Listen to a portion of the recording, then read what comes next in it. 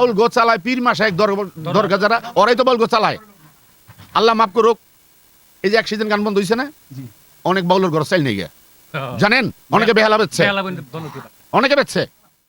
ভাত খেয়েছি, এটা নিয়ে আমি লাইভে যাই গিয়া। স্বামী স্ত্রী ঝগড়া হয়েছে, এটা নিয়ে আমি লাইভে যাই। ওই কোন শিল্পীর লোকে কি একটু মন মালিয়েছে, এটা নিয়ে আমরা লাইভে যাই গিয়া।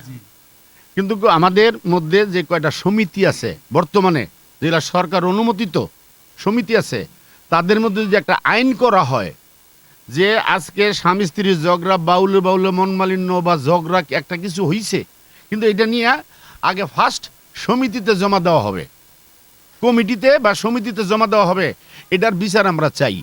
কিন্তু এটা ওই কমিটির যারা নেতৃত্ব দিচ্ছে তারা এটাকে ভালো মন্দ ন্যায় নীতি দেখে তারা সমাধা দিবে। আর যখন সে সমাধা দিতে পারবে না, তখন সে ওইখানে বলবে যে আমি যেন আপনাদের কাছে সমাধা পাইনি, এখন কিন্তু আমি লাইভে এটা যাব, তখন কিন্তু লাইভে যাইতে পারে। কিন্তু এছাড়া হঠাৎ করে আমি লাইভে যাব, তার জন্য সমিতি একটা উদ্যোগ নেক।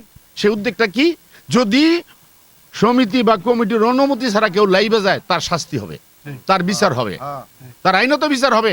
আর নাইলে আমি কি দা ভাত খেলাম, এটা লাইভে যেতেছি গা, ওই কে কি করলো না, এটা আমি লাইভে যাচ্ছি, এই লাইভ আমাদের বন্ধ করতে হবে আগে। এটা বাউলদের জন্য, তরিকা ফাউন্ডেশন যারা আছে সবাইকে নিয়ে বলছি, শুধু বাউল না, বাউল গো চালায় কাটায়, এই যে বাউল যারা বাউল গো চালায় কাটায়, বাউল গো চালায়, পীর মাসে এক দরগা যারা, ওরাই তো বাউল গো চালায়।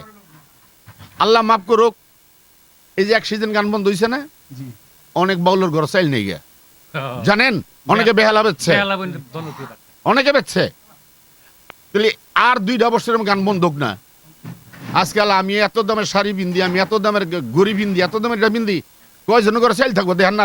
আর 2টা বছর গান বন্ধ হোক। আবার কই যে নামাই বললায়, বাউলরা তো কাঁচা টাকা কামাই, আমরা এক রাইতে 50,000, 60,000, 70,000, 80,000 কাঁচা টাকা কামাই না? এই কাঁচা টাকার গরমটা আমাদের মধ্যে ঢুকছে। এই গরম যখন আমাদের মধ্যে যাইব, তাহলে আমরা বুঝবো যে আগে কি আছিলাম আর এখন কি হয়ে গেছি গা।